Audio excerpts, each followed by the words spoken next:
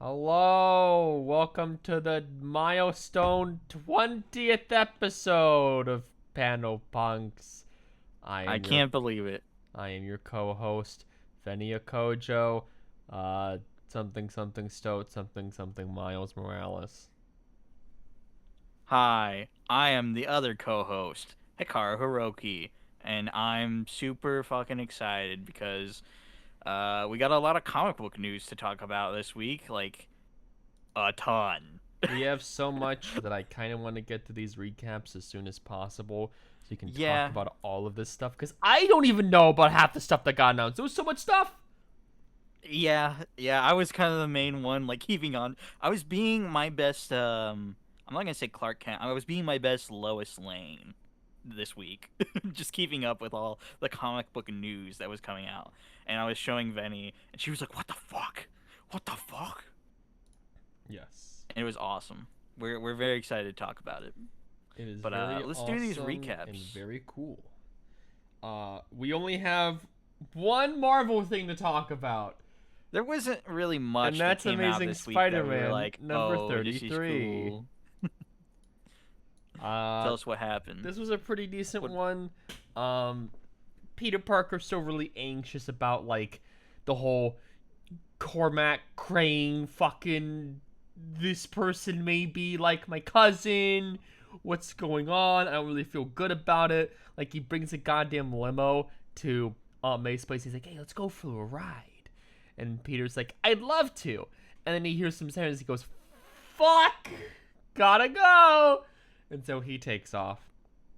But Cormac like treats Aunt May and her partner to like some fucking rich bourgeoisie feast, and then he gives her a $2 million check, and he's What? like, "Hey, you should take this. This would help you for feast." And she's like, "I don't want to." And he's like, "Hold on, I've lived a life of luxury. Somehow, I've done it. So I want you to take a lot of this." And she's like, "Okay." What does this guy do for work again? I What the think he's hell? like a medical guy. I'm not sure. I know he runs some sort What do of you got? company. Sheesh. So, this main issue with Spider-Man deals with damage control and how they're more of a proactive squad. They're fighting some like jack-o'-lantern looking guy. He looks like the Green Goblin, but he has like a jack-o'-lantern for Oh, like a Jack o' head. Lantern. He's Oh, literally called is Jack his o' name just Lantern. jack-o'-lantern? Okay. Yeah. He is kind of like he's a goblin, but he's not. It's He's like weird. he's He like trying to fought. blow up a He was building, like, and damage control's like, "Hey, we're on jetpacks now. We're gonna help you with this." And they help him with it, and he's like, "What the fuck is this shit?" And he's like, I'm not sure if I trust you." And they're like, "You can trust us. We want to help out with the city because Spider-Man, you're better than the Avengers because the Avengers don't worry about the small guy. You worry about the small guy. You're doing it right." And he's like, "Uh-huh, sure." And the damage control guy's like, "Do you want a hot dog?" And he's like, I already have a hot dog guy. I feel like I'd be cheating." So Peter then spends the rest of the comic going around to various people he screwed over, starting with Asmani Milton, his former boss at Rand, and he's like, "Hey, what you doing?" We see your son, who was the Kitsunagi person, the cancer kid. Oh, okay. And he's like, "Oh shit, I think came at a bad time, but I'm gonna give you this USB stick. It contains all of my fixes for the project that Ben Riley fucked up. Here you go, take it. Bye bye." And then he leaves. And as he's like, "Okay, I gotta talk to Mary Jane, and I got to talk to Robbie. What's his name? Robbie Robbie William? Robbie Robertson. Robbie Robertson. Yes. Um. Robbie Williams is we are number one. So he's like, "I got a bunch of people to talk to," but then he sees Cormac hugging Aunt May, and he's like, "Fuck, that ruined my goddamn day. Shit." But There is a really, really good caption that pops up in this comic. It's when like he's near the limo. He's being offered the limo, and it's like the limo triggers a memory. He is dressed in a borrowed suit held together with safety pins, riding a city bus at a freshman dance. Peter does not want to go, but his aunt tells him it's a chance to strut his stuff. 5 blocks from the school, he instead struts to a diner where he drinks 2 chocolate shakes alone. And then, when he gets called away, there's a caption that reads, Peter swallows hard. His mouth tastes of a chocolate shake gone sour. And I'm like, oh, it's so good. You wrapped around the weird allegory. So, Yeah. you have the very end of the comic have the damage control people. They're like sort of a SWAT team. They're using a bunch of like decommissioned shield tech. They're like reusing that, and they're about to like bust into Tarantula's hideout. And so as soon as they try to go in, they see Spider-Man bust in, and he's like, hey, it wasn't Tarantula. You're welcome. You can join me anytime. That's where it ends. I thought it was really good. And that is the only Marvel inclusion we have for this segment. I'm still wondering why they haven't expanded upon, like, Cormac being switched at birth or anything. Or, like, what happened to him. I have a feeling this is going to be yet another supervillain origin story. Maybe he's like acting nice at first, and then he's like, actually, I'm trying to get revenge on me because she left me and didn't look for me, and she couldn't have known. But I'm gonna be mad anyway. And then I'm also mad at Peter because he's Spider-Man and he treats my mom bad. So I'm gonna rub it in his face. I'm the better son. Hikaru, do you write as a pen name as Joe Kelly? No. Do we have Joe Kelly on the podcast right now? Wow. I would be writing all these story leaks to us, man.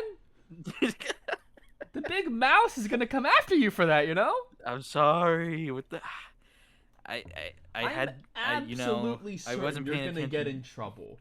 Just like we're gonna tackle Absolute Superman and Absolute Woman number 2, but Superman first. I need to get the image. The image, yes. Do I have But it not the downloaded? Image comics. I do. Okay. Because we don't got no new. Well, we do have some news about Image Comics, but like Image didn't really it's put like out one anything. thing. Well, they put out a sort of credit Which is events, but weird. like I didn't read that this week. I don't think I really looked up anything for them this week. Absolute should probably Superman do was that. very weird this week because it's still. That is not the right issue. What am I? It's the wrong number. That's the fucking previews. Why do I have that? Where the? Damn, our host doesn't know where nothing is. I need to find my fucking. Hold on. All right, everybody. Can I go back? Here we go. Absolute Superman. There we go. Oh no, I don't mean the goddamn previews. But it deals with the overpowered King Shazam. He's like a fucking god and shit. And Superman's like, I don't want to have to hurt you, but you're making me hurt you. And they're like on the moon and they're fighting and shit. And like King Shazam is really wanting to fucking kill Superman. And Superman's like, you know what? I'm gonna have to sacrifice myself. Hey, Lois and Jimmy, I want you both to have a list of names. These names are people that I've taken care of in my life. Please take care of them when I'm gone. Okay, bye. But the moon is being fucking destroyed by King Shazam. Like, it is so, there's so many holes in it. Like, Kingship's really punching him more and more and more. But Superman somehow tricks Shazam into saying his name. He's like, "Oh, you're not the one in the prophecy. It is me, King Shazam." And he reverts back to kid Oh. form. And Oh so shit. Superman's like, "Okay, here's the father box. Bye bye." And like Hawkman does that to him, and Superman's like, "What the fuck did you do? Did you kill him?" He's like, "No, I put him in purgatory. What the fuck?" And then Jimmy Olsen kills, or seemingly kills, Talia al Ghul. Oh. But Okay. but then we see she's still alive. Oh. It's a very I was like, wait, did Jimmy fucking kill that dude? Because the caption is, it's like him just point blank shooting at Talia, and it in the caption say, "Oh yeah, Jimmy was never seen again." What? Oh. Jimmy, So Jimmy was died? never seen again. No. He's still alive. He's hanging out with all the peacemakers. Because Okay. he was a former peacemaker. But he was like, "Yeah, Okay. I'm just gonna kill this bitch and go away."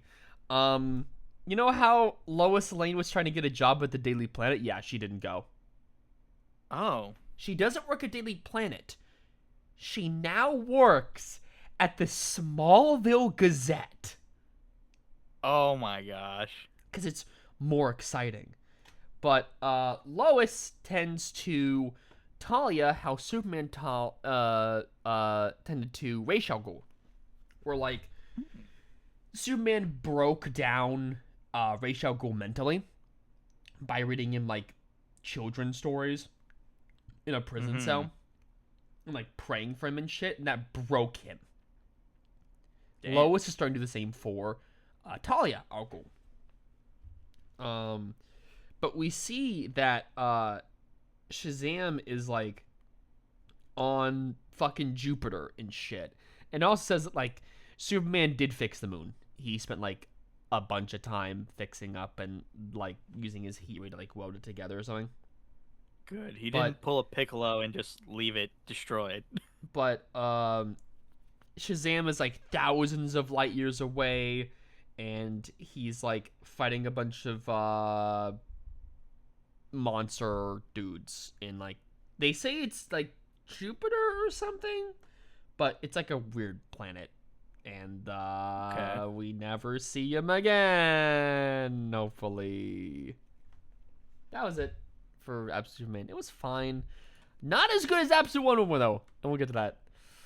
I will say, I've always said I'm not a big fan of Hayden Sherman's art.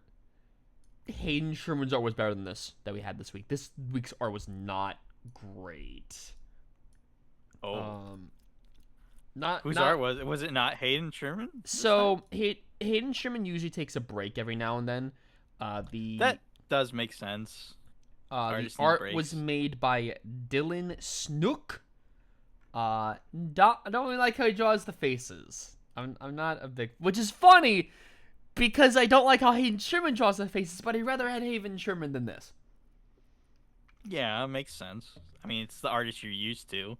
So then when they like switch it off, you're like, wait a minute. Exactly. I don't know. I didn't like it as much. But this deals with Wonder Woman still in the underworld. She was like banished or whatever for a little bit because she used Hekate's power too much. We see that Wonder Woman's mom is like chained up somewhere on like some cliffs. She fights these like this like goddess girl with like some dogs. We also see, so I will spoil something about the announcements that we'll cover later. They showed off a design for Absolute Cheetah. Mm-hmm. I have a feeling that's what Barbara is going to turn into, is this weird amalgamation. Because It looks terrifying. Cheetah in the Absolute Universe is not just some girl with cheetah powers. It's like a demon or something. Yeah, because we did see the cheetah when she first went to hell, right? I think so.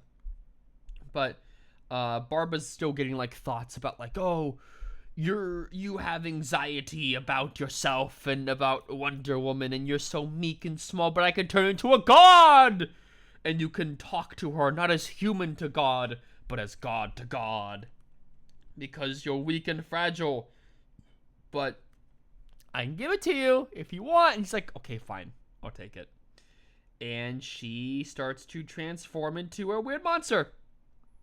Oh, And okay, she okay. basically escapes, and what's the woman that captured her?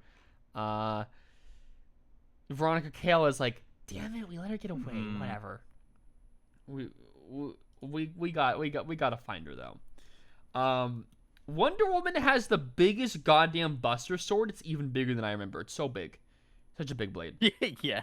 Um, but she basically tricks the the goddess girl that she's dealing with, like the three dogs and the octopus woman or whatever, to like shoot a beam directly at her and her mother, and Wonder Woman and her mother, because she like Oh. frees her, and then Hecate shows up, and she's like, "Hey, don't do that again," and then she leaves. And like Okay. she like sends the dogs away or whatever. But the last panel we see, last page, Wonder Woman's like breaking down, crying, and she's like, "Oh, I was, I failed all of you. I failed everyone on the overworld. I can't do this alone." And the mother's Oh. like, "Well, I, you feel angry, but being angry is where I excel." And then Wonder Woman's like, "I need new weapons," and she's like, "That's the spirit." And that's it. It was pretty good. Ooh. We got to finally have some mother-daughter bonding again, which is nice. Yeah. And I say last Um, time I read Absolute Wonder Woman, it was like during that first arc where she had just came back to hell and she only got to see her mom for like a few minutes. yes. You know, that cover was definitely green, but not as green as Detective Comics, Okay. because it has green That hair sure on it. was a segue. So this is continuing the whole Prion thing of like his daughter is like an assassin or whatever. Some Mhm. other issues revealed that like Prion is basically was part of this like, you know how like the Winter Soldier, the MCU Winter Soldier had like this like mind control thing where we say like a Yeah, certain he had like phrase, and yeah. yeah, so they did that to Prion and his daughter basically. Oh shit, so they have Um like they unlock them when they say the certain phrase. yes. Okay. We learned last issue, which we did not cover because didn't cover that last month, that Priam's dead because of Black Canary. Like people think that Oh. like she killed him. When that is the case, but isn't the case.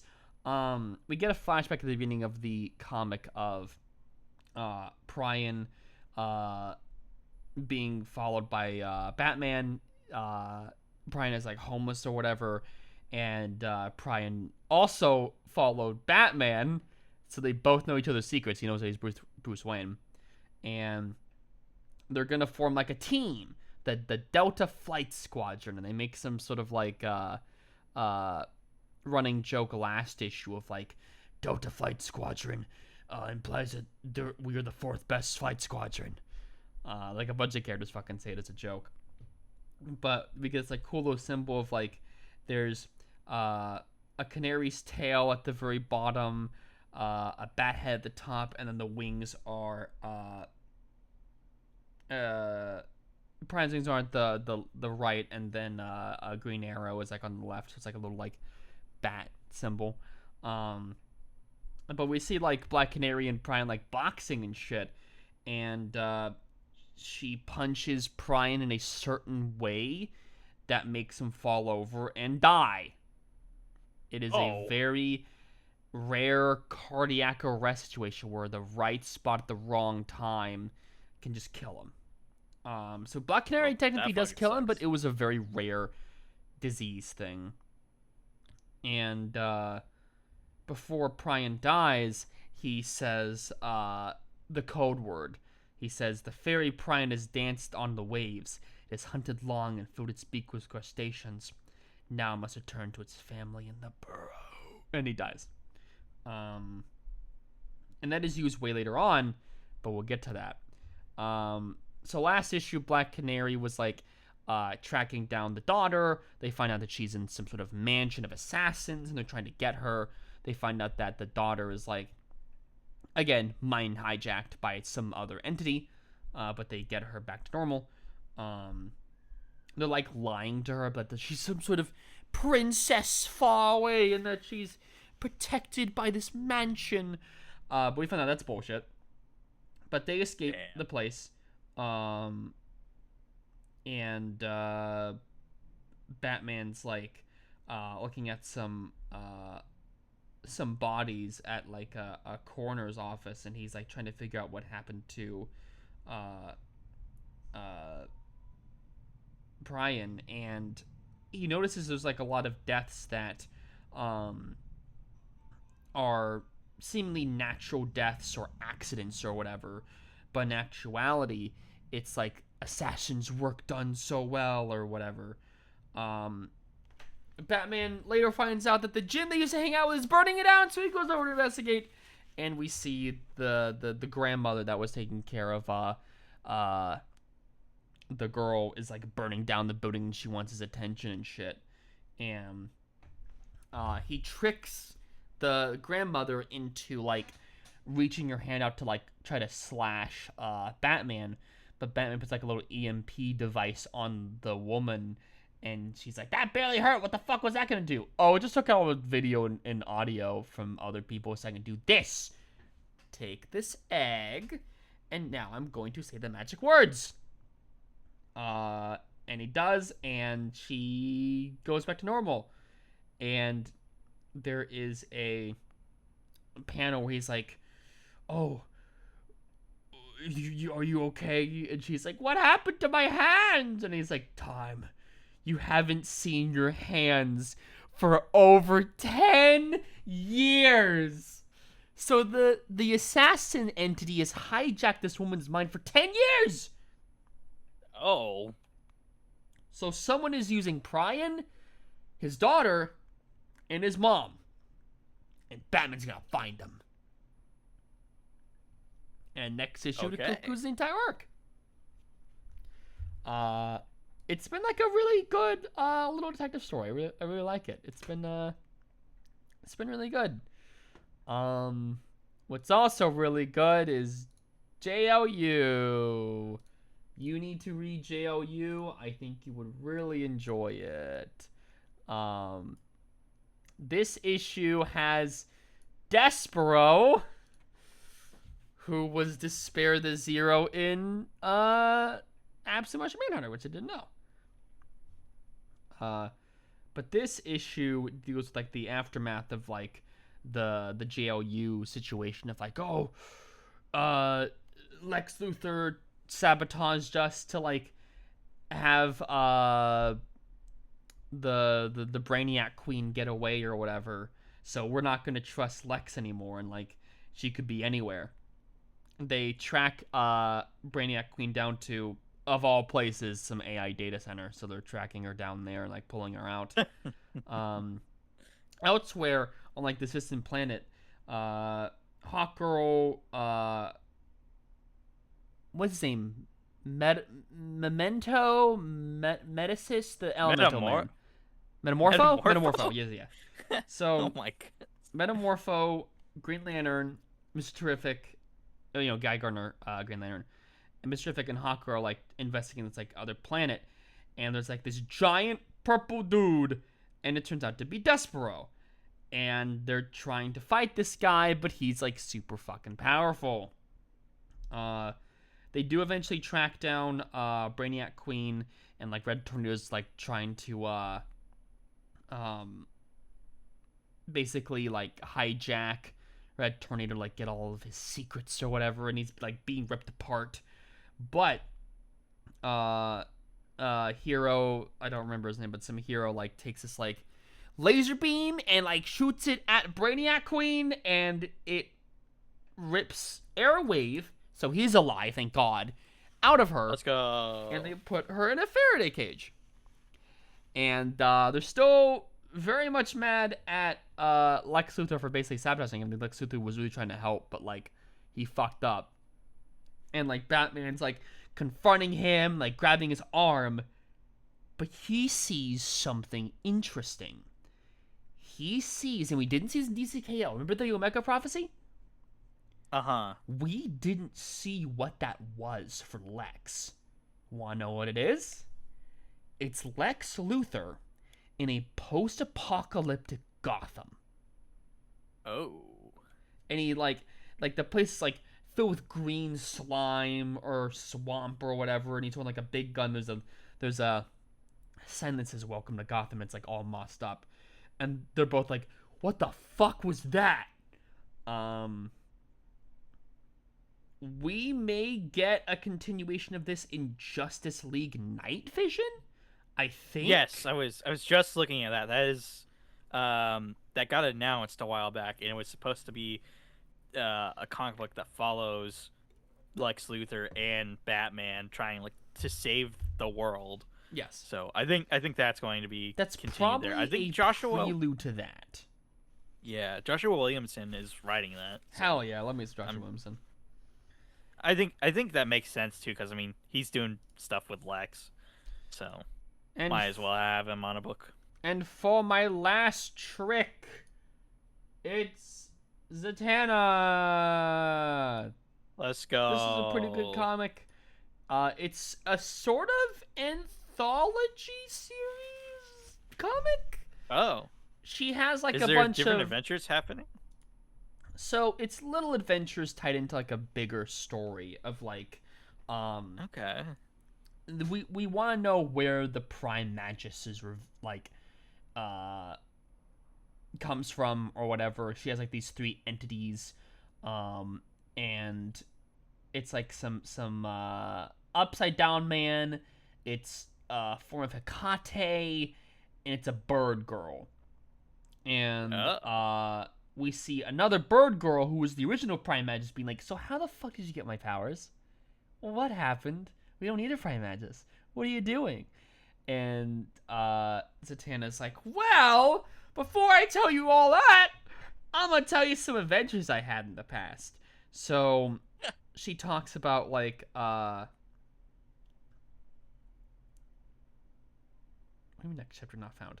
So she explains that like there's Hecate, where she found her from like helping some fairies.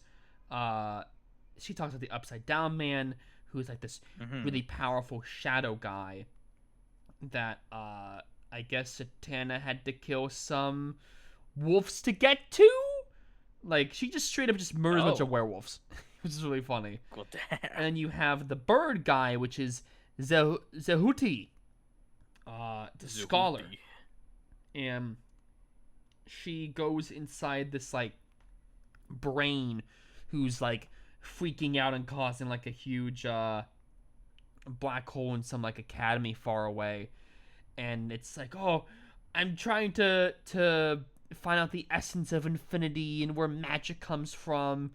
She doesn't solve it for this brain, but she does calm it down. And that is apparently where her Prime Magus powers comes from these three entities. And the bird girl that was the original Prime Magus is like, "Yeah, so while you're doing a really good job, you don't really understand magic, so let me explain what this is. Hecate birthed herself from magic when none had before. The Upside Down Man, which is the shadow guy, and the other kind were beings of pure evil and darkness when magic had only known light. I was the first to treat its magic and study not as simply a tool, but for power. Which is basically like, yeah, you should study rather than use magic. You're gonna have a bad time right now with Prime Magus. Everyone's watching you. Bye.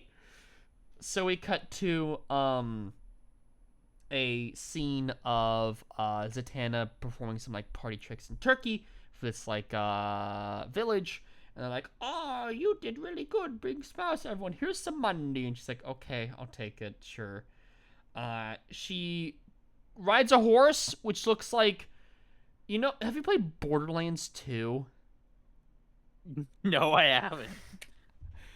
There is a horse in Borderlands 2 that looks like Rarity from Friendship is Magic. White with purple hair. She's riding a horse that's like black with purple hair, but it's like the same sort of build. And she comes across the hidden city of the Homo Magi, who are like potentially the originators of magic or something. The what a magi? The Homo Magi. You are not 12. And she sees that this city is burning to the ground. So she's gotta save it or something. Good God. She's using powers that she doesn't really even understand. Something is going to be wrong with this, and I am all here for the train wreck. Oh, yeah? But speaking of trains, or rather cars, a green car and a thrown man by stopping it. Superman. Yeah, we're talking about Action Comics number 1100. That's so many issues of Action Comics. I mean, I can't believe we're at this point. This issue picks up with the story arc that they were doing. Mark Waid was doing a whole thing where it's like, hey, the Justice League is going to come back in time and try to ask Superboy to help them find Superman, since he went missing at the end of DCKO. But they were trying to like be vague and stuff with him and not tell him like what was going on. So apparently like a bunch of stuff happened where they fought this guy named Epoch, who is like a future villain of Superman, and he wanted to destroy Superboy so that way Superman never became Superman. This issue opens up with him fighting him. He doesn't have his powers. He has like this armor on that was made from the ship that he crashed onto Earth with. So he's fighting him while this doctor is trying to power up this machine that will give him his powers back. Eventually, they get that machine running. He beats the guy, and that guy gets sent back into the time stream. And then they're like, "Hey, we're just gonna tell you what's going on. Like, future you is missing. We need your help." So they take him through the time stream, and Superboy kind of gets to see like some of his future. He gets to see that he gets crypto. He gets to work at the Daily Planet. He gets to meet the Legion of Superheroes. And then Martian Manhunter's like, "Hey, look away. Like, look over here for a minute." So you don't see the death of yourself and your son. Like, these are some things that you probably shouldn't be seeing.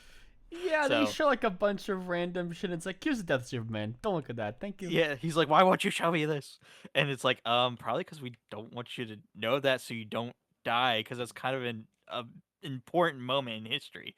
But anyways, they see a hand in the time stream. Superboy's like, "Hey, I'm gonna go help them." Jumps into the time stream, and then we get to see where Superman's been. Sort of. He's like at the end of time, about ready to be like swallowed into like this vortex thing, where he'll probably be like turned into nothing. They don't really explain like what the danger is. But Superboy's like, "I got you," and he's like, "Whoa, maybe I don't got you." And then he's like, "Okay, well, let's work together and we'll fly out of here." So then they get out of that, and then the Justice League members are like, "Hey, we're here. We got you. You don't have to be at like the end of the time, like in the middle of this white space." And there's this really touching moment between like Superman and Booster, and he's like, "You saved me." He's like, "Yeah, you saved me like a while back in the DCKO stuff when like I was stuck in the future and Darkseid had me." And he's like, it's really funny because he's like, "Last time I saw you, you had a beard. Well, I guess it's your turn to grow the beard now, Cal." And I was like, "Aw, that's cute." And just like a very nice moment for Booster since like last few years he's kind of been like gone through the ringer and he finally gets to do something nice for Superman. So then Superboy's like, "Hey, can I like visit the future?" And Superman's like, "You know what? I've learned like through traveling through time, sometimes you just got to have fun. So only like a little bit." But I thought it was a really good like story. That part of it was. It was also really interesting to see how different those two versions of Superman were. Where he's like super small and like his shoes aren't really like the Superman boots that he has on now. He's got like Converse on, and like Superman is like jacked too, like the main Superman. So then, for our last story, we get all of the Superboys together because this is technically rounding off the reign of the Oh, Superboy hold on. story. Hold on. Your favorite hmm writer is writing it. Oh yeah, so Sophie Campbell is writing this, so it's really nice that we get the Supergirl writer finishing off everything. But we get all Superboys together. They're all hanging out, and Supergirl's there too, along with Thunder Girl from the Supergirl comic. So she's there as well. They're all playing like video games and whatnot. And Lois is just like, I have to deal with like all of them being here and like not picking up after themselves. And we're like, oh wait a minute, one person isn't here, and it's Superboy Prime. Superboy Prime arrives there and Connor immediately has like a problem with him being there. He's like, "You fucking killed me, dude! Like, what the hell?" And Prime's like, "You came back though. You're fine." Like, also, this is the Sophie Campbell era, so we should be able to sit down and talk to each other. And I was like, I gotta show that fucking panel. Like, that's a real it's, panel that exists. it's funny. Hold on, I gotta But fucking show this. Um, I was reading this and I was like, God fucking you damn showed it. me it, and it was funny because we had both screenshotted it too. I was like, I have to save this. I screenshot it as well, yes. But continue. Also, I should screen share my OBS so you can see what we're doing. It's fine. But continue. So anyways, Connor is just like, fuck you. So they start fighting each other, and Supergirl calls for Crypto, and Crypto is like on some adventure with, I don't know who the hell this is. It's like Some some alien big, and super cat. yeah, like the dog guy has like flame powers, and they're trying to calm down Streaky. Streaky has turned giant, so like the guy starts shooting out fireballs to act as like laser pointers, and then Crypto runs off because he was called by Supergirl. Um, what else happens at the end of this? I think that's it. Like really. So we're no. I remember what happens now. I was trying to remember. We get back to like the El Caldorado stuff, and the guy that's in charge is like, "What the hell is all this? What are these like Kryptonian like scholars and ghosts trying to tell me?" And this guy like You're trying to tell starts him explaining that to him. you are not the dare of Kal-El. You are not one of Yeah, us. he's not Get the fuck out. Kryptonian.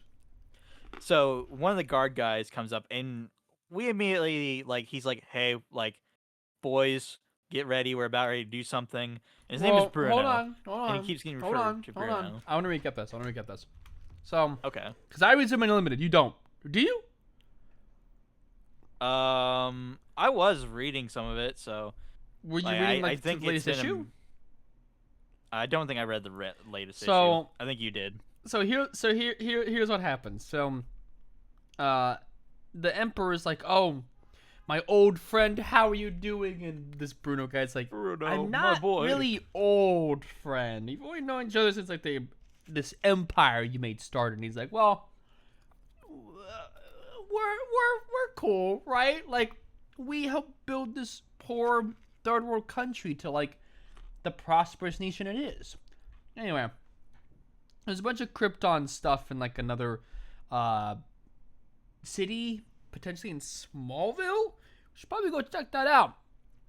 And Bruno's like, "Nah," and just tries to fucking kill him. And he's like, "What the fuck are you doing?" And he's like, "Well, I am not Bruno." Takes off mask, I'm Zod. I've been Zod the whole time, which is crazy That that is he's been there for insane. like how long? You have to think like how long has he been there now? It's Since the crazy. beginning of Superman Limited, I think. I guess so. Um, Kind of makes me wonder how he's like surviving through that because like he's Kryptonian as well. So like how is he like Yes. able to be around all that kryptonite? But Not sure. this is The gonna what armor. The armor, this is probably. what's gonna lead. Probably yeah. But also maybe it's like he didn't have his powers because Lois technically has them. Because that was the big reveal of how she became Superwoman. But this is going to be what leads into the Kingdom of Zod event. So that's where Which I the am very much issue looking leaves forward to. off on. I'm interested to see what happens in it too. I'm hoping they pick up with the whole Supergirl gets the sun crystal thing, and then she becomes like the heir to the L's They stuff. did mention that Because in that Action Comics. yes, they The did. crystal thing aired to blah blah blah. So Yeah, there was a lot of like lines leading up to each other through like the books that were happening. yes. Speaking of one of those books, Superman number 40. We pick up back to the fight between Prime and Manchester Black. Manchester Black is like, now I've got all the power, and I can try to retcon things and make them more interesting. And he's trying to make everything like more grimdark. And And Superboy Prime's edgy. like, you're just trying to be edgy for edgy's sake. Like nobody cares about this. And he's like, well, you know what? I still need to explore your mind because I haven't gotten like everything from you. I want to know like your information on the DC universe itself because you know like everything He about wants not comics. only cause destruction in the DC universe, but also our universe. Yeah. So, what he does is he starts to like go through his mind and starts to try to like change things. Where he's like, what if like Super or Batman died? What if like Wonder Woman became like a different kind of warrior and starts to like just really mess with him And and even Prime's like, Superboy Prime's like, that's Outworlds! yeah, those are Elseworlds. And he's like, okay. So Superboy ends up taking him to like the real world because he's like, we're still in my mind and I still have like the power to control things. So I'm Well, gonna take he us takes to him to like, the DCU. yeah, he's like, I'm gonna take you to like a spot where I feel comfortable fighting you, which is the comic book store. Yes. So, so like a comic book falls, which is the comic book we're in, and the comic book shop owner like picks up and he's like, I haven't read this before. Yeah, Manchester Black and he like opens pops it. out. He opens it up, and we see like the back has the fucking lanterns advertisement. It's Totally funny. won't It's age like, poorly in a few years. oh yeah, it's so weird seeing like on the shelves and stuff of like the old Superman issues and stuff that are from this series too. I was just Yeah. like, what the heck? But anyways, Manchester Black and Superboy fight there. The owner immediately like realizes like CK, and he's like, "Oh shit, my secret identity is gone. I kind of liked having that, but I gotta fight you." So he fights him, and Manchester Black has like this long monologue of like comics are dying, and it's like Well, he turns it they. first. He turns his word balloon into a fucking Oh dude he has to yes, he fight. does do that. He does do that. He's using a lot of like metaphysical abilities where he's like picking up like word balloons and like sound effects and hitting them against Prime, and he's just like using all the abilities to just like break the fourth wall basically. So then he's just like having this monologue of like comics are a dying medium anyway. They're as old as Superman. We don't need them. And then Prime's like, shut the hell up. Like comic books are awesome, and the reason that Well, I he like also comic books so Banshee much, also says comics are dying, and yeah, Superboy Prime's like, everything am surviving, and I'm like, yeah, yeah. yeah. But anyways, Prime is like, hey, I come from a world where there is no Superman. Like I got picked on by people like you, and even like going through that experience and whatnot, I still believed in Superman and I liked him and I thought Like, I could be like him, and you kind of suck because you have a world where you have a Superman who does like, and not only Superman, but like other superheroes that come and save people. Like, you are in a world full of hope, and yet you decide to be a bad guy. So like, I feel sad for you. And then Manchester Black makes a point. He's like, "Well, why aren't you in your world then? Like, if you need a Superman so badly." And then that kind of takes him aback.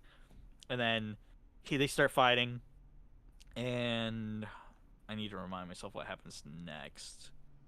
What happens Well, next he in goes to the this? Watchtower, and That's they oh, no, no, no, no, no, no. What he does is he overfloods his mind with like all of the history of like the DC universe, and he's like, retcons, reboots, continuity. There's too much continuity, and it's basically like what you tell like a new comic book, like somebody who wants to get into comic books who doesn't know anything about comics, and he just like is crippled there for a minute. He's like, "Oh my gosh, there's too much."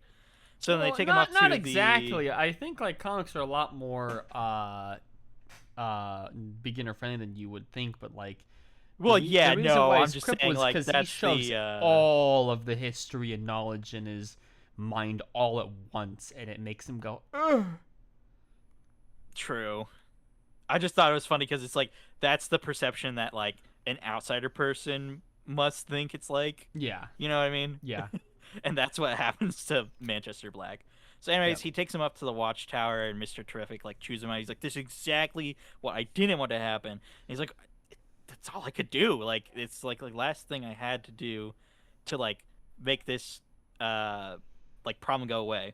So then Lois is like telling him like, "Hey, like, are you alright?" He's like, "Yeah, not really. No, like, tell Super or Power Girl I need to talk with her." Because at the very beginning of the issue, Manchester Black was like, "Look at all these people. They like don't believe in you, and they don't think you can change." And he was just kind of like showing him things that he wanted to show him to make him feel bad, so he could Yeah, like bring him down even he's further. now in a pod in the Watchtower Yeah. in the Phantom Zone So, or whatever. anyways, he talks to Witchfire, and he's like, Which "Hey, by the like, way, I will point this out. We mhm. see this one character called Bull, and we see there is a certain image, a certain Oh, very iconic cover of Absolute Batman. I mean, they're There it referencing all is. that." There's Absolute Batman, but he's Absolute Bull. Like, what the fuck? Huh? Yeah. Anyways, so he's talking to her, and he's saying, "Hey, like, I thought I could just kind of like sweep all my mistakes underneath the rug.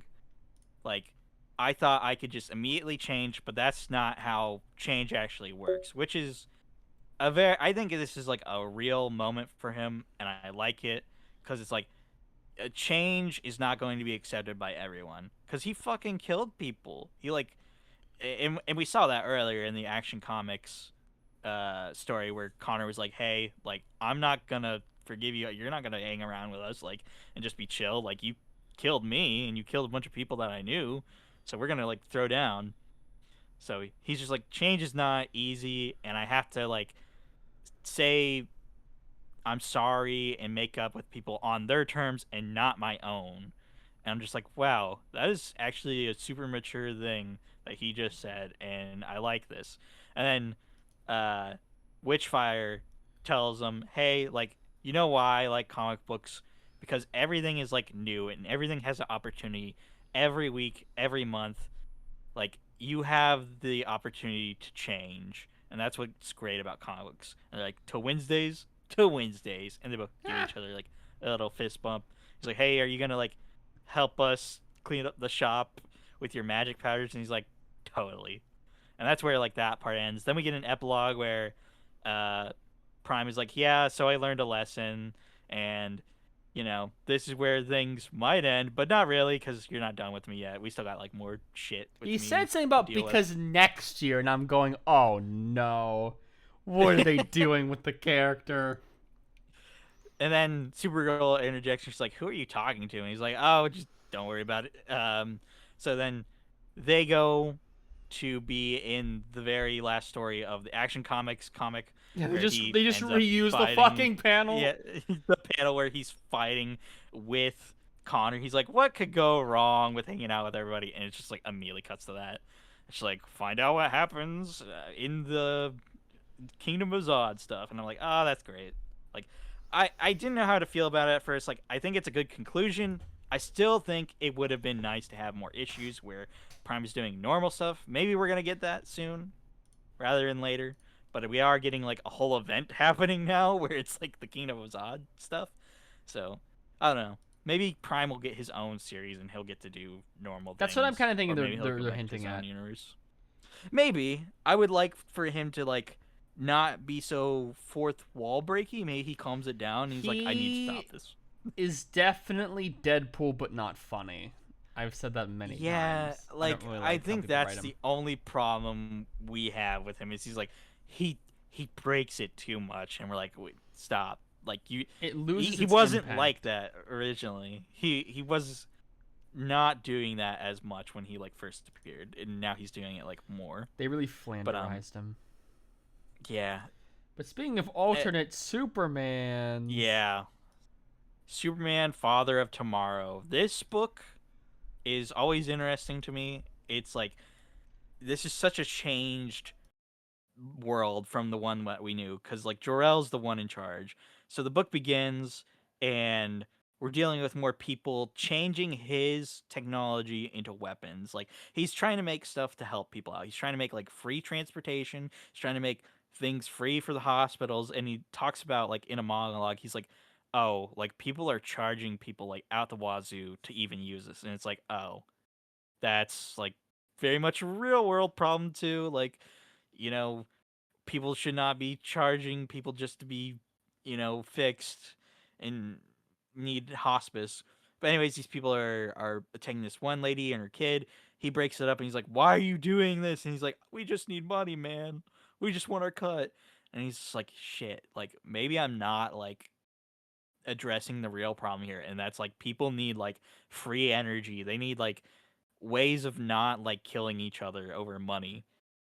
And he's like having disputes between him and Lois and him and Martha, and they're like, "You're trying to make this about like something else. Like we know something happened to your world. Like we don't quite know what happened, but like, because I don't think he's explained that like his kid and his wife died yet, which he's been on the planet for a while. I don't know why he hasn't told them, but he's just like dealing with that and being like, I have to prevent like this planet from destroying itself as much as Krypton destroyed itself. And Martha teaches like is trying to teach him like, hey, like you're not allowing us to learn that for ourselves. Like you're trying to solve like every problem when we should be the ones that are trying to save ourselves as well. So like maybe chill out a bit. And he's like, whatever, I gotta go. So he's like kind of actively ignoring her lesson and is trying to figure out the energy problem. Meanwhile, we're seeing Lex Luthor go on a journey to learn magic, and he meets Swamp Thing, he meets Raven, he meets Etrigan, Deadman, all these magic characters, and he finally meets with Dr. Fate, and he's like, I met all these people, but I need to meet with you because you're like the best at this. And he's like, okay, well, I'll teach you then. Because he's trying to learn magic to kill Superman, because magic's like the only weakness really in this world against him. Like kryptonite really hasn't shown up.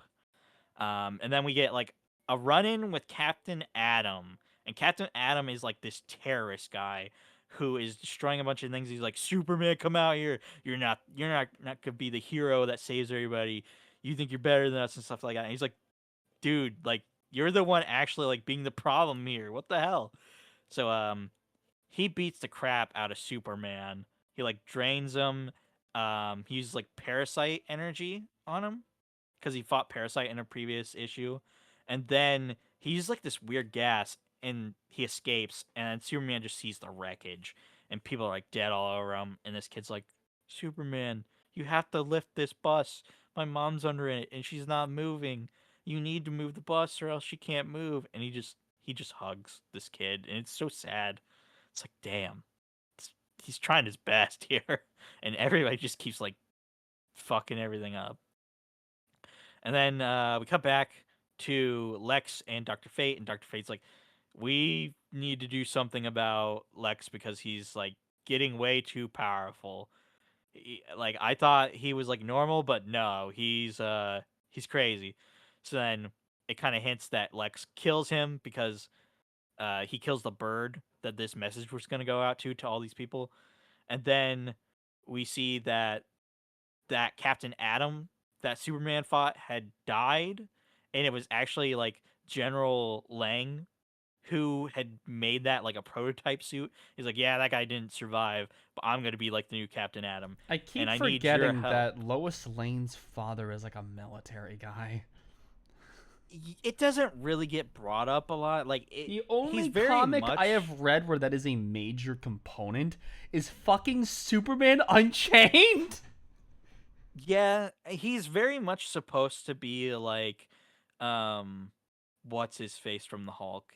He's General supposed to be Ross like him. Yeah, he's supposed to be like Ross, and I don't know before why Red they made that Hulk. character.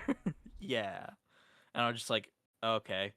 But anyways, he tells him he's like, we're gonna go take down Superman with my Wildcats, and he reveals he's got Deathstroke, he's got Grifter, he's got Green Lantern, Which one? Zealot, and it's just some person called Green Lantern in a suit. Like you don't see their face. Oh, so And, that's probably gonna be revealed later on then about who it is. yeah, and then some person My named money Void, but is they're on all Guy gonna Gardner. be probably probably. But anyways, they're gonna be like some kind of squad to try and take down Superman, and I don't know why he's still trying to. I don't know why these people are still trying to take down Superman when he hasn't like posed a threat or anything. He's like helped people out. Like he literally helped like Lang's daughter out and stuff, and he's just like Yeah, still trying to kill him. I'm like, but what the hell? people don't like good things in this world. Ego, stuff It's like that. true. I'm It's supposed to be the true. one I who think saves that's. people, not you. I was supposed to be the one that saves them. But anyways, this has been pretty good. Next issue, he's gonna meet Batman and Robin. So I'm interested to see how different they are. We met some Justice Leaguers, but we didn't meet Batman and Robin in this universe. So excited to see that. And Now we I get think to the meat yeah, of things. we get to Now talk we get about the to news. all of the announcements that we may even miss some today. True. I mean, I was like trying to keep up on it before we started recording. So There may I'm be gonna some lead we this. may not be able to cover until next week. But this is Yes, all because the like news we have Comic so Con's far going on now. as of Sunday. So, Yes. why don't we get into it? So I want to start off with DC. Like this is all the Send me DC each link stuff. as you go on. I will try. Give me a second, because I have to talk about them. Oh, You have some of the links. very Here, let me. few. Here, I'll send this one. Because I have them all in like a separate thing. Next time if we do something like this, I'll send them all your way. But Oh, I put them in like one yeah, area. this one. Yes, this is like probably Oh, one of the yeah, biggest pieces of news from DC. baby. So we're getting a static book written by Cody Ziegler, Yes. of all people. Yep. That's freaking awesome. The guy who wrote Miles Morales is coming over to DC, writing a brand new static book. They finally listened to everybody and were like, hey, we need a static book. We need a black led character book over here at Well, hey, this DC means Comics. that we don't have to boycott DC anymore. It's true. Also, not just static. We're also getting a Vixen ongoing book by Stephanie Williams, Hell yeah. which is going to be awesome. So two, and I sent you two. black Actually, led, black written books. That's great. I love it. and a third one. We're getting a Steel ongoing announced written Steel? by Morgan Hampton. Yes, I love Steel. Hell yeah. We're getting three black led character books. Yeah, DC was Isn't that really awesome? just like, yeah, we're gonna solve this threefold. Here's three of them. Stop boycotting our like, it shit. started- Bye. I think it's awesome. Like it started off with the Dakota incident, and we had that whole like situation where it's like, oh, it got leaked and everything, and then we had the DC blackout and like people pointing out, and I think it really does make a difference because we're talking about like, hey, DC is just coming back up onto like the rise of comics with like absolute next level, all in. What do we need? We need to show that we're representing like everybody with this stuff. So let's get these You also want to books make sure no one's together. boycotting our books.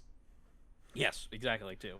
But I think they did a really good job with like using Static at the end of the Kids Are All Fight stuff, and then including him on the Titans Yeah, team, New not Titans. He's Teen on New Titans, Titans. Titans, and then he's gonna have his own series. Like Static is taking over, and I love that. And Yeah. Vixen also like this is her first ongoing. Like she's had mini series in the past, but she's never had an ongoing, and that's gonna be awesome. Steel also having like an ongoing, amazing, because he's like the first Black Superman.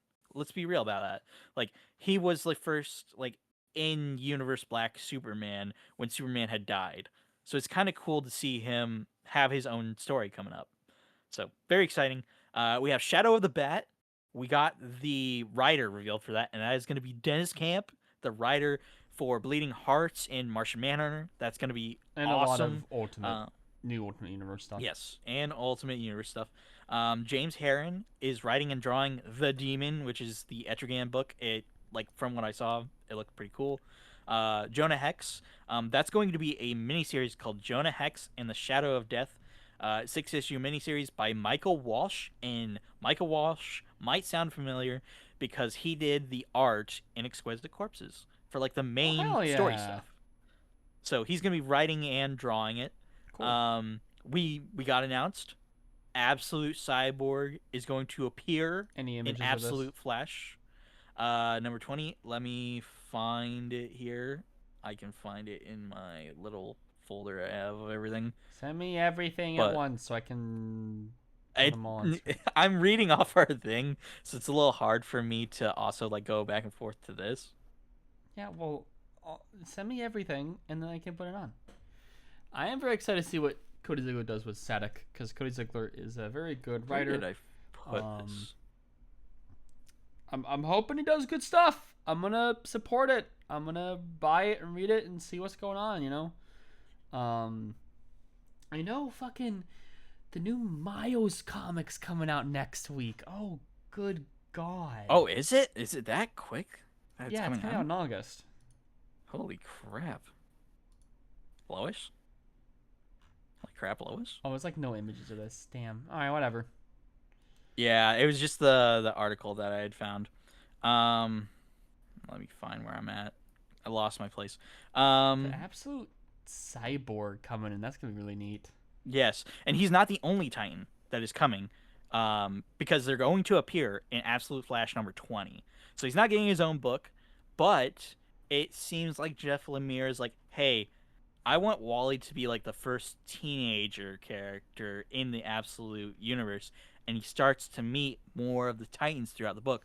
So maybe Absolute Flash is gonna be like where they all meet, which is kind of cool. I want to say it's very, very cool. Maybe there will be an Absolute Teen Titans. Maybe. Let me find the next thing they need to send you. Oh, it's literally an image. So I can send you this image. It's an image. Oh my God, Image Comics. Yeah. Well, no, not Image Comics, but Damn it. an image for DC because we're still covering DC. There is we image have stuff apparently from SDCC that we saw. like one or two things. We have DC All In Saga Darkseid versus the World. I think this is going to cover what Darkseid was doing through the time stream, like trying to like cover his side of the story, whereas we have like Superman's side of the story where it's like, what was Superman doing at the end of DCKO? He was trying to fix the timeline. So we're going to get that. Look at that cover. It looks so good. Oh my God. We have Superman 43 and 44. Joshua Williamson is returning Clark Kent back to Metropolis. He's going to be there like in the main timeline and whatnot. He's going to be doing something called the Night Shift, which is going to have to do with Marilyn Midnight, that one character who like rides on Oh a horse. yeah, And light, they really everything. hinted at that, and then never did touch anything again. I'm glad they're actually bringing her Yes. back. They're doing something with that character finally. And also, Josh was like, "Hey, look at Superman's hand. What's on his hand in like the cover of Superman 44? And he's got some sort of ring on." I'm just like, "Oh, that's That's a interesting. What is lantern that?" ring. Yeah, some sort of lantern ring, or maybe a Legion ring. That's what I'm thinking, because he is gonna be writing the Legion book. Hell yeah. So maybe he's gonna have something to do with that. We have Absolute Shit. Deluxe editions announced for the Absolute books. We're gonna get like these hardbounds with like the covers that have like the character logos on them. I don't know what is going to be like contained in these, but it's kind of cool. We're getting like deluxe editions of I these remember already. at Free Comic Book Day at my local comic shop, we had um, the like some limited edition like hardback covers collections of like Absolute books. When we can be similar to that. Nice. We got a look at Absolute Cheetah, and she looks freaking terrifying. Yeah, that's what I was referring to with you can send an image. Yeah, I'm sending the image. I'd sent it to you before, but I wanted to send you like the image itself. Fucking this. So this is what Barbara's gonna turn into, huh? Give me 1 second. Somebody's Yeah, calling for me. Okay. Like, look at this shit. Isn't that fucking cool as fuck? She's like an amalgamate. She's like a freaky little monster dude. That's gonna be really funny. And there's a little description. I'm gonna read it. Yeah, okay, so it is Barbara. Barbara's skin and body mass stretched, twisted, and entwined with the cheetah form. So it is Barbara. That's really depressing how, like, Barbara just wanted to be equal with Wonder Woman, and then she. All right, I'm back. fucking Sorry got about that, turned- everybody. She got turned into this cheetah thing. She just wanted to be equal with Wonder Woman. I hope she finds a way out of this. Yeah. We have Absolute Batman number 25. Scott Snyder said that this is going to be an oversized issue, and he is finally going to be fighting the Joker for the first time. Like, the first big battle. Joker, baby. It's going to be crazy. We also got an announcement for Absolute Batman Beyond Arc M. This will be the first appearance of Absolute Professor Pig. Wait, Batman Beyond? Well, no, Beyond Arc M. Oh, Absolute Batman Beyond like would have been Beyond. incredible. He said maybe, but like that's not going to be for a long time.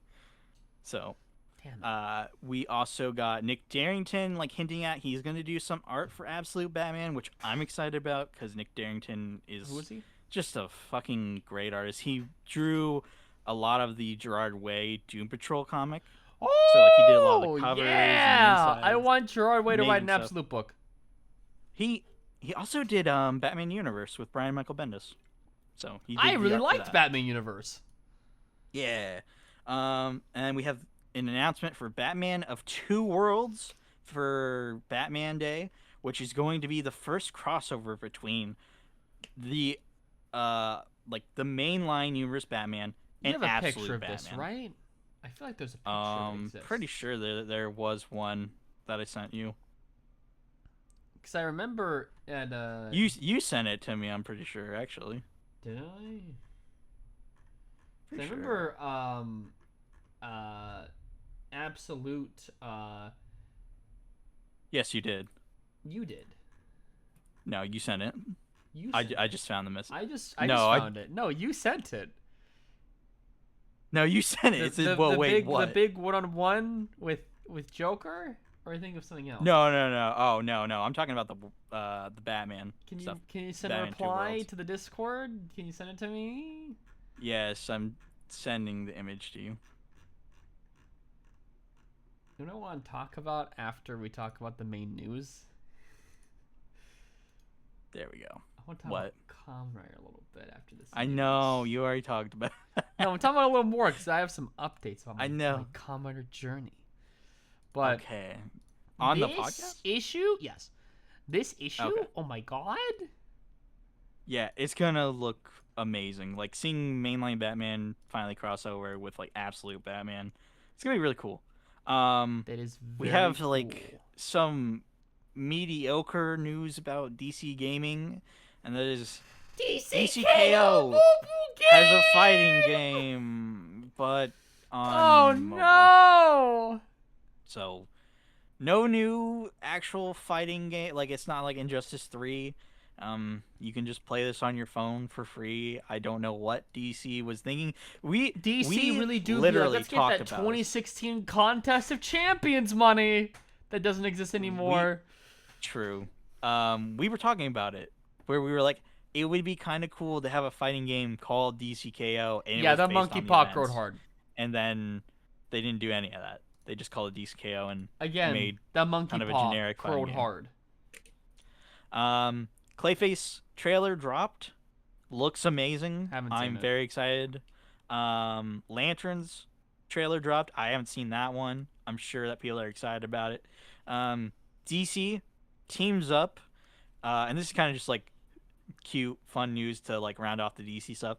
But they are teaming up with Guide Dogs of America and they named a bunch of puppies. So it's really cute. I have the names of these puppies, if I can find the little thing I had. They named them.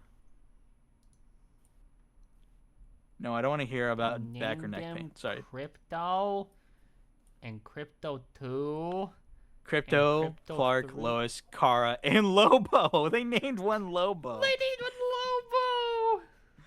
So they're Love to see it. helping. They named all these puppies, and then they're gonna be raised to be like seeing eye dogs and help out with veterans and people with like PTSD and whatnot. And I'm just like, that's awesome. Like that DC is actually like teaming up with these people and like helping out that way. So that's the wrap up on the DC side of ends. We have Marvel. Marvel is making another issue of Meals to Astonish. This time it's like Avengers. We have that one cook guy coming back again. I don't He's understand why they're returning. making another one. The first one, I I don't think did well. It was okay. It just ended kind of abruptly. So we're getting more of what was in that book. So we're getting like Test Kitchen again and all that. Like it's going to continue that stuff. And I'm like, okay, at least we get to see the rest of that story. But at the same time, very weird that it never said like to be continued. Spider-Man Amazing Visions. This is gonna be like an art book. It Oh, looks it's an really art cool. book. Okay, I was like, what is Amazing Yes. Visions? Is he with the Vision? I will show Is it you what 8 it Deaths looks. of Spider-Man, but good? No, it's an art book and it looks really cool looking. Like the front cover has like old style Spider-Man, but he kind of looks like Amazing Spider-Man, like Andrew Garfield. Amazing Yes. Spider-Man. That's what I'm trying to say. Yes. I'll show you the image here. Like look at that. That looks amazing. Ha ha. No pun intended. Ha, We have a let me Nova show book. this. We have a Look, Nova book called It's Nova. amazing. It's Alex Ross? I don't think so. I think it's a different artist. That looks like Alex Ross. Let me look it up real quick.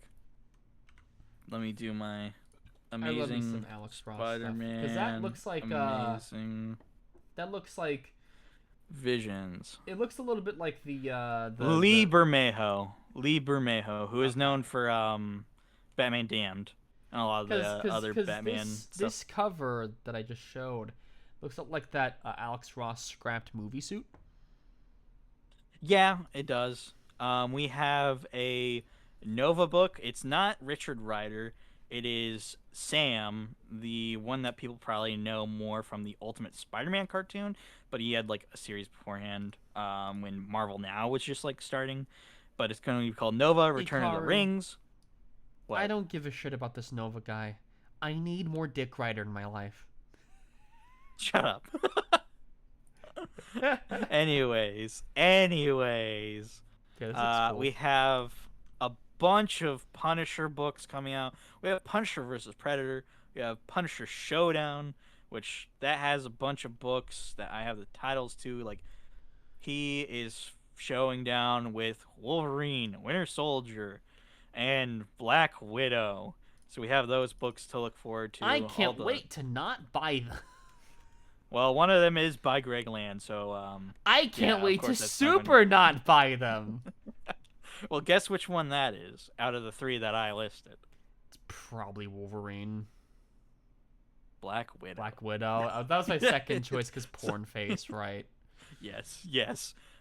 We have Captain Britain getting a 50th anniversary special, so that'll be cool. He was a we got a book bad called... guy in the Ultimate Universe. I still have not finished the Ultimate Endgame or Dreamgirls.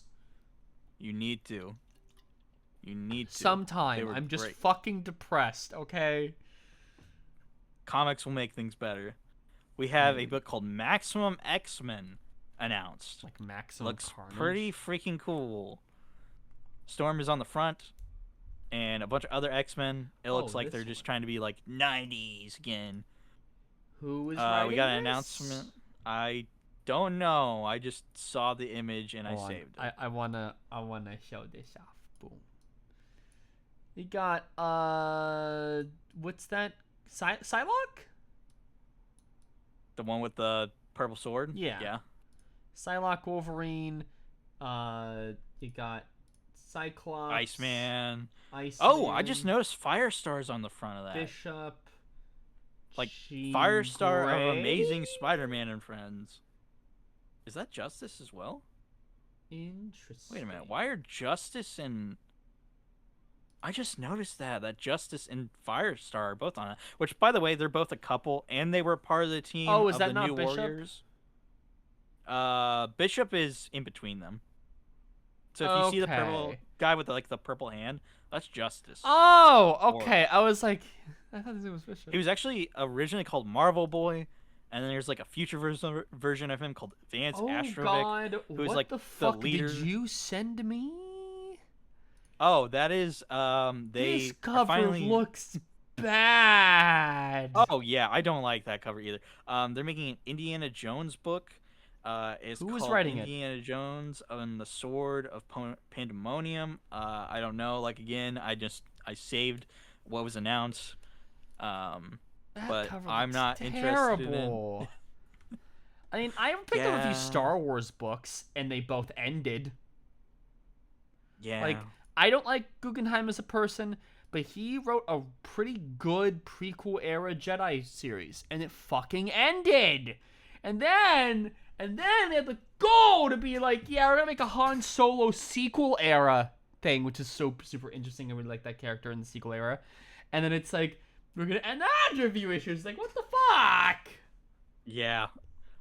We got some Marvel manga news. They broke from Shueisha, who was like the original people that they were doing like Spider-Man Red, and now they're gonna go through a different company called Kodokawa. I want to say that's how it's pronounced. Kadokawa, They're yeah. gonna make, like, I've 5 seen before. new They manga. published some stuff. I got a one-shot. What is it? Like a one-shot Vampire Yuri book from them. Oh, interesting. I can't exactly looks like they're gonna show do... this unless I pull up like a web browser, which I don't really want to do. But they are certainly manga designs of Spider-Man and Punisher and Daredevil and the Daredevil. Oh, 2 Daredevils. Okay. It's probably multiple designs. Like, you know, maybe they'll show up in like their other books, or maybe none of the books like take place in the same continuity. I'm just kind of interested because I'm like, oh, it's more like messing around with the designs over here in Japan. Like, I'm more interested in the fact that they keep making like new continuities, because like Spider-Man has like a ton of different manga over in Japan, but like none of it's like in the same continuity. Even crossing over with Ultraman. That's it for like mainly the comic side of things. We have our first DLC character announced in Marvel Tokon, which is going to be Phoenix Cyclops. That's crazy. Cannot Very play specific Tokon. Yeah, they blocked it on Steam Proton. Oh, they blocked it? They blocked it on Linux for Steam Proton. Oh, that sucks. And Lily I know that they're like fucking telling me, oh, you should just play on your PS5. Like, I want to do that. The only reason why I will use my PS5 nowadays is to play fucking Wolverine. Yeah. Or to, have it on the shelf. I've had it. It's a fucking And glorified play all, paperweight. and I was going to say, and play all the exclusive games. Like Or game. Astrobot. Yeah. Or Spider-Man 2. Spider-Man 2 is only on PC. I know, I was joking. Anyways, we also got Kevin Feige says he wants to use Miles Morales in the MCU, but after the Spider-Verse. That makes I don't know sense. how he's gonna do that. It'll be interesting, but also like we're just getting like some really good stuff with like Tom Holland being Spider-Man in his own way. Like this next Spider-Man movie is gonna be amazing. No pun intended. We got Ryan Gosling announced as Ghost Rider. It's Danny Ketch, Ghost Rider. Yes, which is gonna be crazy. I heard a lot of Very people cool. when the rumor was out being like, I don't really like that casting choice. I don't think he'd be a good Ghost Rider. Immediately flip when they're like, oh, never mind. I'm in love with it now. And it's like, really, dude? Matt McMuscle did that shit. And I'm like, really, dude? Really? I'm just interested to see what he does with the character. And if they actually go through with this movie, because I think they it'd be cool. didn't go through with Blade. Like, Ryan Gosling's a good actor. I think he'd be Speaking pretty of good. Ryan Reynolds. we got he showed Ryan up Reynolds. as Deadpool.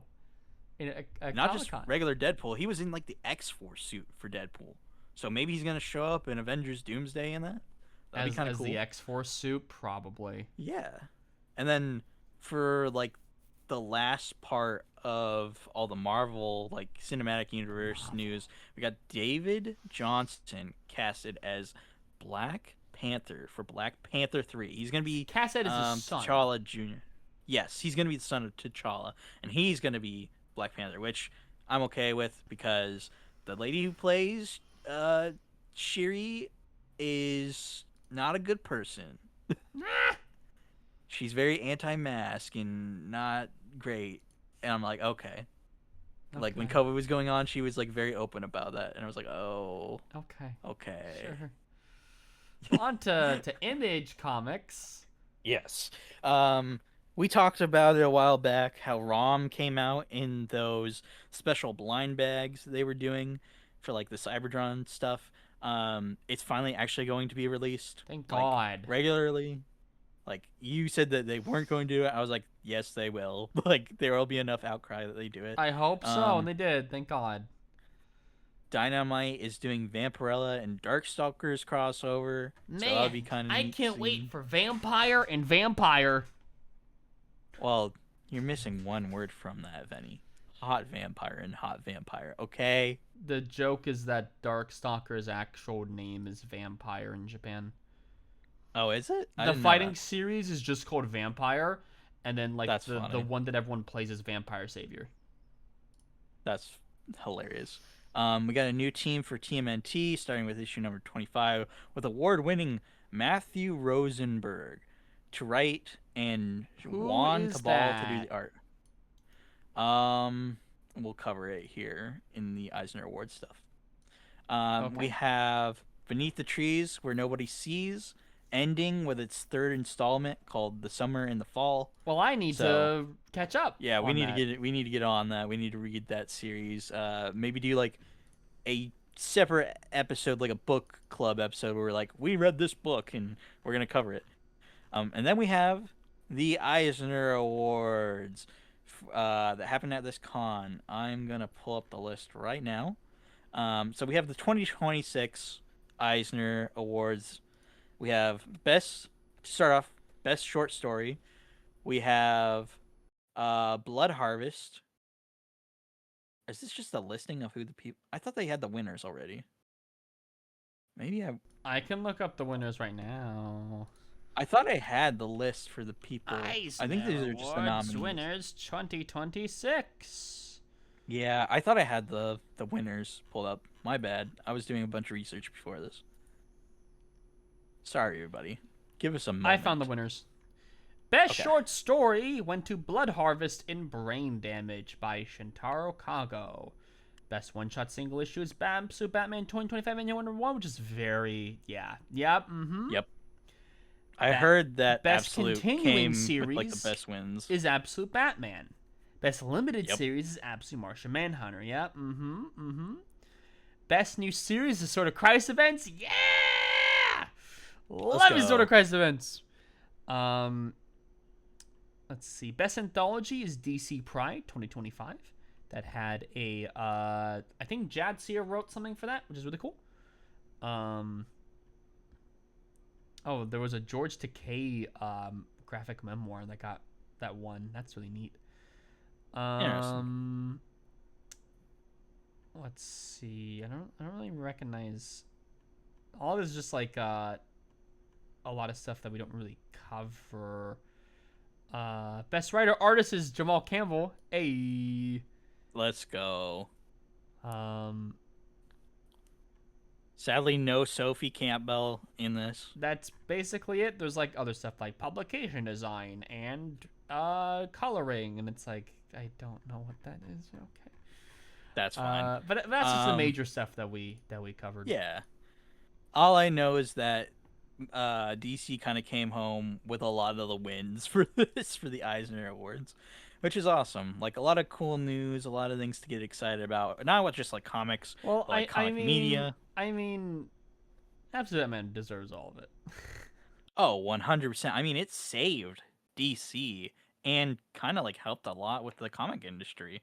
Like it's like we're getting more new readers in to read this series and the other Absolute books. It's funny because Why not, Absolute series was a direct response to the new Ultimate Universe that Marvel had made. They're like, shit, we need to make our own. Yeah. And ironically, Absolute sold so much better and is still continuing. Whereas the original Call Out, which was Marvel's, ended. And they're redoing another new universe that's a bunch of edgy horror nonsense. Yeah. And then also, like, everything about Absolute Batman, it's getting an animated series now, too. Like, it really took off. And, like, it's its own thing. It is just like so I bet popular. they really want to do a live action version of that for the DCU, but it won't work. No. They need to just like keep it as like an animated series is probably what they should do the most. Oh, 100%. That would fit it. I mean, it has all Batman the tropes should of being just be anime. like straight up Batman. Yeah. Well, I think that's all the comic news that we wanted to cover. I want to talk about Do you want to talk about Kamen Rider stuff? Okay. So I've been continuing some Kamen Rider series, and I want to tell you about it. I've been seeing more Kuga on my off time. I'm slowly, very slowly getting through the new episodes. It's kind of the best way to watch it is to not watch it all at once, kind of like slowly drip feed yourself it. I do want to like binge like quite a few episodes possibly after stream with you. I'm not sure, but I've been watching that. I've been also watching Space Sheriff Gavin Infinity, like the first few episodes with you.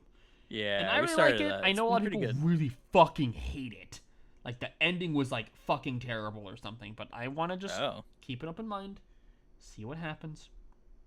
I love the suit designs. I love the fight scenes. I'm not a fan of the gimmick. I'm not a fan of the gun. So you know about the gun, right? Yeah, the gun's gun? like it unfolds, but it's also a 3-in-1 combo. The toy is the spaceship, the gun, and the mech. Yeah. And it looks very weird to Totally thought they hold. had like a winning formula. We can combine all of it into one set that everyone will buy, and everyone hates it. Well, we also have to address that like Emor gears are literally just ripoffs of the Gochijos, and the Gochijos are like better designed. Imora gears are just Gochijos with a butt. That's it. Yeah, but pretty much. I don't know. I didn't really. I want to keep watching the series. I want to watch the series after I stream today. I want to see what happens. Been watching more Teo with you, Ultraman Teo. Yes. I've been researching more about Ultraman in general, and man, there's a lot of like lore and like a lot of media behind Ultraman. Is super relevant and like important to not even Tokusatsu, but just media in general. Yeah, I mean, like, there's a lot of references to it. I didn't know it, but like in Ben 10, he has that alien called Waybig, and it's literally just Ultraman. Like he Yeah, even does the Ultra Beam. I was yeah. like, what the heck?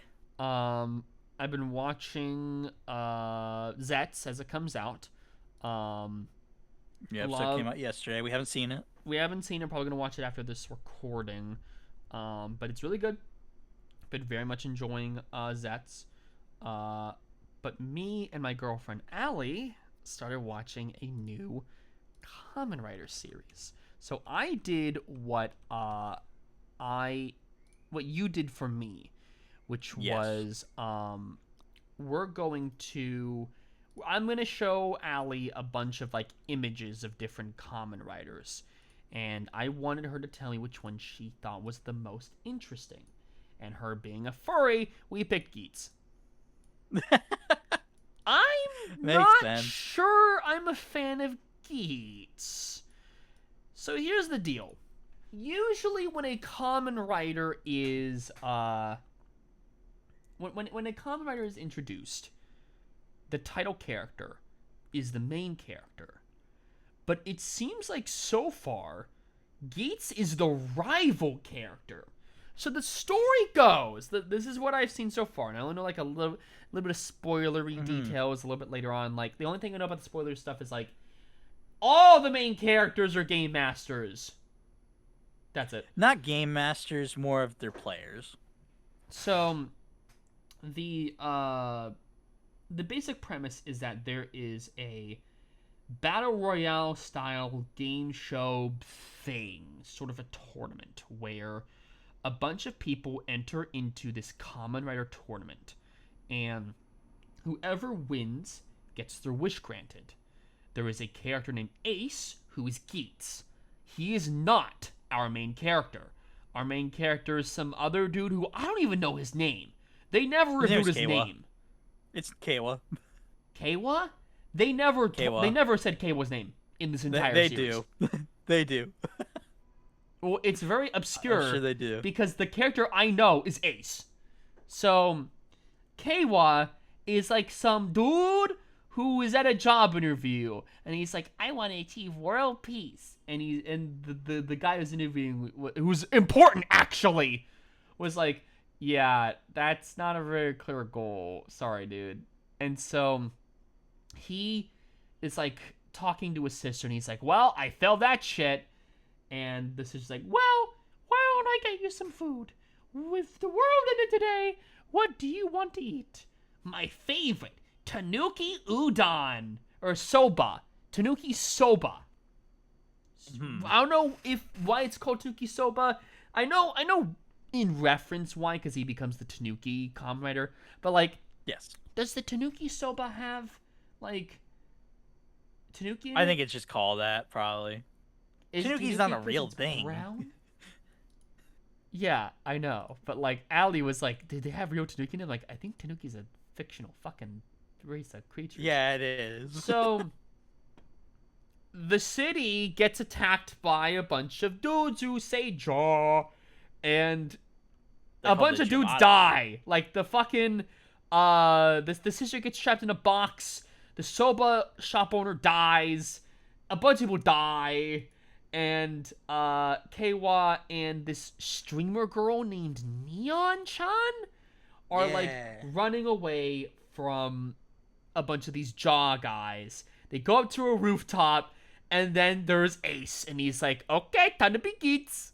And then there's another guy who's like a chainsaw guy, and there's His another name is Buffa. Buffa, and then there's like a Tanuki guy who, or no, a polar bear who dies. He is dead, and they fight a bunch of these jaw guys, and this giant flying castle shows up and starts destroying a bunch of the city. And so Geets is like, "I'm gonna take a motorcycle, I'm gonna have it for me." And so it vores him. But then he comes out alive, and the castle gets destroyed. And then it was all a dream. Except not really, because Geets won that round of the tournament and became a movie star.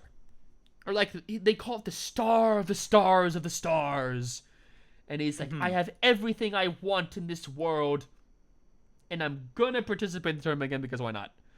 And so they enter this like tournament where a bunch of dudes, just like adults, like older people, like geriatric people, a bunch of older women, like a bunch of teenagers, all walks of life, I guess like little children, like little babies, show up with Kamen Rider belts. And they're like, okay, this is the Desire Grand Prix. The basic rules is you gotta complete a bunch of missions. Don't die, or you die for real. And if you win, you become the Desire God, and you get your wish granted. Now, I want everyone to write down their wish on a piece of paper, put in the pile. And everyone does that, and of course, Keiwa's like, I want world peace. So they enter this, like, treasure hunt place, where they're all searching for, like, boxes. These boxes contain attachments for their drivers, called the Desire Driver. It is not a singular Kamen Rider this season. It is a bunch of them in one. Yes. So what this means is, when you buy the Desire Driver, you don't necessarily have to be Geats. You can be Buffa. You can be Tanuki. You can be anyone you want. You just have to have the right ID for it. Which actually is a very clever way of, like, reselling the same base driver, but having a bunch of attachments and shit. That's really clever. There's people on Etsy that will actually make, like, custom cores for you and stuff, too. So, like, you could have your own, like, Veni core if you wanted. Send me the link for that! It won't make any sound. It'll be like, are you or like, fighter ready, or something like that. Because, you know, they can't really give you a custom thing, but it'll be like, you have the thing that'll glow green or something.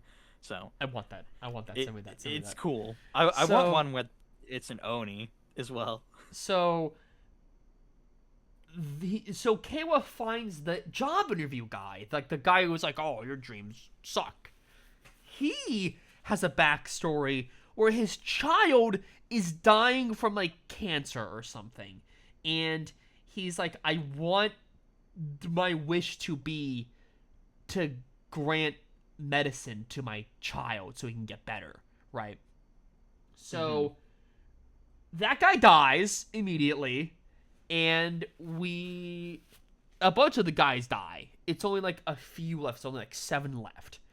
And after this point, we see like when like all the bunch of dudes die and all the rest of them survive or whatever, they get like little attachments. The rest of the guys are like in like this little lounge or whatever, and we see like this edgy guy, a bunch of edgy dudes actually, a bunch of edgy boys. We have Ace, who's like the cocky guy who's like, I can never lose, I'm the best ever. And then we have Keiwa, who's basically a side character. But I have a feeling that either Ace is going to die and Keiwa will be Geats, or Keiwa's going to die and Ace will be the main character, and Keiwa is just like a catch-along character that like is an outsider that comes in. He's a rider-along character. Get it? Yes, but he's Rider-long. like the guy who is like the outsider who learns about the world of the game show or whatever. I also have a feeling that this whole game show thing is a sham, because the woman who was like running everything was like, we have these game shows so that we have a way to protect ourselves from the Jaws or whatever the fuck they're called, and Yamato. No, of the Yamato, and we don't know what that really means fully. Like, maybe the Yamato run the show, or like maybe the Yamato make up like made believe characters. Like, we don't know. But one of the last scenes is the hospital where the kid is dying, and this doctor comes in and he's like, hey, we got a bunch of donations from an anonymous guy. He calls himself the Fox, the Kitsune, and it's Ace. Ace used his money to cure the child who was the dead dad's son. What? Also, Keiwa is very easily tricked because the kitsune, the fox, is like a trickster creature, right?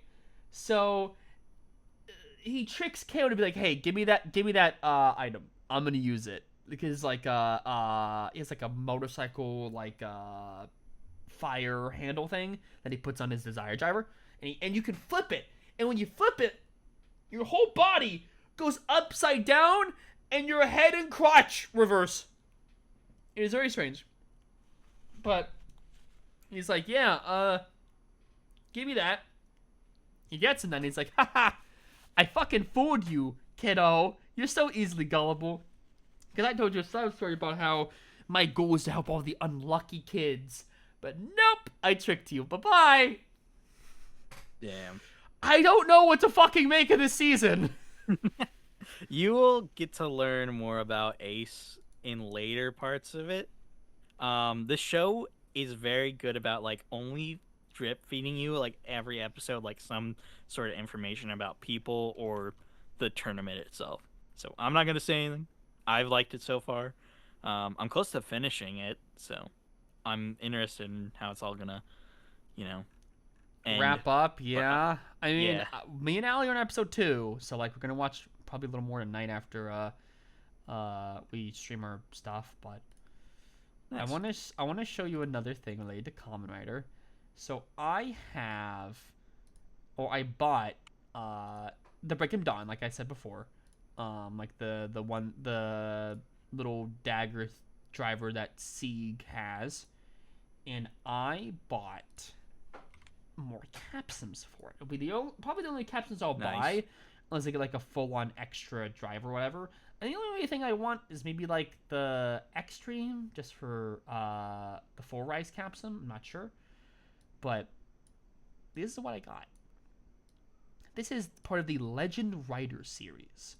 Now, I bought this because this has my 3 favorite rider things in one set. Kuga is my favorite rider of all time. Forza is my favorite rider design of all time. And Gavu has my favorite gimmick of all time, which is the Gochizos. And when you put the capsims into the driver, it actually has custom lines. It says legendary writer Geats or Forze or Ichigo or whatever. But for my stuff, it's Kuga, it's Forze, it's Gavu, which is very fucking cool. I love that so much. But speaking of Forze, I bought my very first like legit driver. Like the Breaking Dawn was It's more traditional. It is a driver, but it's like not even like a sash like what Zets have. It's not a belt. It's a sword. This is my first like belt driver. It's the Forze driver. Now there's a couple of things to know about the Forze driver. For one thing, the gimmick of this is switches. You attach certain switches to each part of your body. You flip switches, it goes 3, 2, 1, and then you pull the switch and it goes and you're fucking Forze. There's a couple things about this specific driver. The Forze driver has potential issues with sound, with pitch. The pitch is a little bit too low for when you like when it says 3, 2, 1. It's a little demented, it's a little strange. The Super Best one specifically has a lot of issues. I could have gotten the Chinese remake of the original, but I was talking with Lily about this, and she mentioned how the listing for the Chinese remake does not mention that it comes with any switches. It may just be the belt with no switches.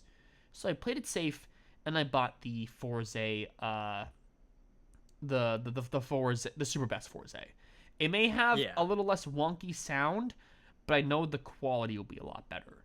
And if I really like this belt, which I feel like I will, I'm going to try to get as many of the switches as I can. There's a full set on eBay that's like $70 that it contains 1 to 40 that I may get. And also get like a carrying case with it as well, because that'd be really cool.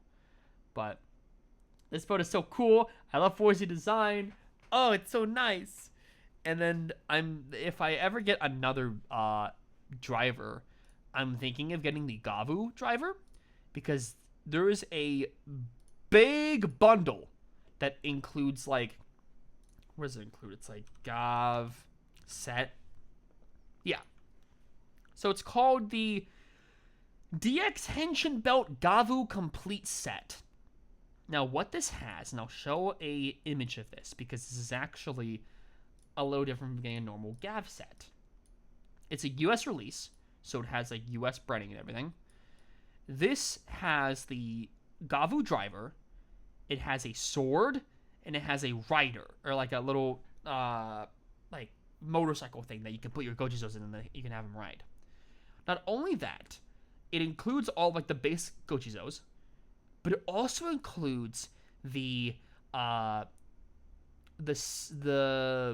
6 Gochizos that are in sets 1 and 2. So that's gonna be really cool to have. And also, I think this guy, let me crop this for a second. There's this little guy. You see him? See him right He's here? small. Is that Geets? It's Geets. That's Geets, isn't it? It's Geets. That's so Geets. He's so small. He's such a small Geets, little ace. But that'll probably be the next one I will do. After Kuga, after I finish Kuga, I will watch Gavu by myself and like really experience it. Because Nice. I've heard that Gavu is like a damn good season, which is It's amazing. It is just it's really funny because like it's it crazy. looks like a very silly show about candy and snacks. I heard it has some of the darkest story and the best fight scenes. Yeah, I told you. I was Like it apparently it surprisingly deals dark. with literal drug dealers. Not just drug dealing, but like human trafficking to like a point. It's like, damn. Jesus Christ. Yeah, it's really good though. I think that's you got that wrapped up for like the Kamen Rider side of things. Yeah. Okay, I think the last thing we have to do is talk about what's coming out next week. Yes. I'll lead up on that. We have 3 annuals coming from DC. We have Detective Comics 2026 #1, where Batman's going to be teaming up with Lobo. You know, get that synergy going on with the Supergirl movie, the awesome Supergirl movie. That you all like the that we didn't Supergirl want. movie, right? Please tell me the Supergirl movie. I mean, people can like it if they want. We didn't like it. We got Superman, which is the year 1000 issue, which is going to explain where he's been. And then we got World's Finest having an annual where it's going to be Alfred and Pa Kent Is this teaming up. entire week of DC just specials? There was 3 that I just seen. There's 5. I was like, is there 5? There's Detective Comics 2026 Annual #1, Superman 2026 Annual Year 1000 #1. Oh yeah. There's Batman Justice Superman World's League, Finest Night 2026 Vision. Annual #1, Just League Night Vision Special #1, and DC's Hawkgirl Special #1. Yes, Is which Jatsy that writing looks that? great. Jatsy is not I don't writing know. that. Damn. I kind of wanted Jatsy Anyways. because she wrote a Hawkgirl series. Yeah. There is so we've got many the specials. No only whole- specials for DC. Yeah. We have the Queen in Black event coming out, which is gonna have Queen in Black #1. We're gonna have Queen in Oh, Black. you Hela didn't mention #1. something on Marvel's end. What? Eddie Brock is coming back as Venom, yeah. and Yeah, it's that news. I written almost forgot by about that. Charles Soule. We also have Mary Jane's getting her own book, and she's still gonna be Venom too, which is like, oh, we're gonna have 2 Venoms in the Marvel universe. Maybe a different But- Venom or something, but like I'm sure she's gonna look like the one that we're gonna see in Queen in Black. sure, but like Eddie Um, Brock back as Venom in his own solo series, written by Charles Soule. We're so Yeah. fucking back, Venom Bros. We're so fucking back. You're so excited for it because wasn't Charles Soule also reading that Carnage book? where Yes, it was Eddie. he was the So- writer of Eddie Brock Carnage, and he is the Yeah. perfect writer for like a darker, like murder mystery-esque like Venom books. I'm really excited to see. I'm so glad Nice. Al Ewing's not running anymore. I was kind of sick and tired of Al Ewing's shtick. So Yeah, I I think really want to see they what Charles just Soule has. they kind of just brought him on to like change things up really badly, and it was just like, oh, this Well, is like well, getting because kind of the old. original writer suffered like a massive head injury, Yeah, that which I too. think Yeah, he's recovered from. he's recovering slowly. He's starting to like be like, oh shit, like I wrote this thing. That's awesome, which is cool. Like hopefully Donny Cates like makes a full Don Cates has his recovery name. and Yes. yeah. So wishing the best for him. More books from Marvel. We got Spectacular Spider-Man Brand New Day #3 coming out. Going to be dealing with more of the Mr. Negative stuff. Ultimate Impact Reborn #3. Dealing with More more, fallout from the Ultimate. dealing with more new characters. Yep. We got What If Spider-Man in the front of it looks like Craven is the one It's with the what black if suit? Craven survived his last hunt. Yeah. And then we have Generation X 23, #6, which is dealing with like this new team that Laura is going to be heading. Um, we got X-Men Outback #2. We've got Predator versus the Planet of the Apes. We have a special #1 for Rocket Raccoon, which is Which I'm gonna celebrating get. 50 years I love Rocket of Raccoon. Rocket Raccoon. Crazy, crazy. You know what's And coming out on Image's end? Nothing I'm interested in.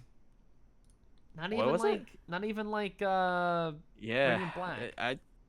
I'm surprised with how little news they had. There wasn't really anything that got announced this week.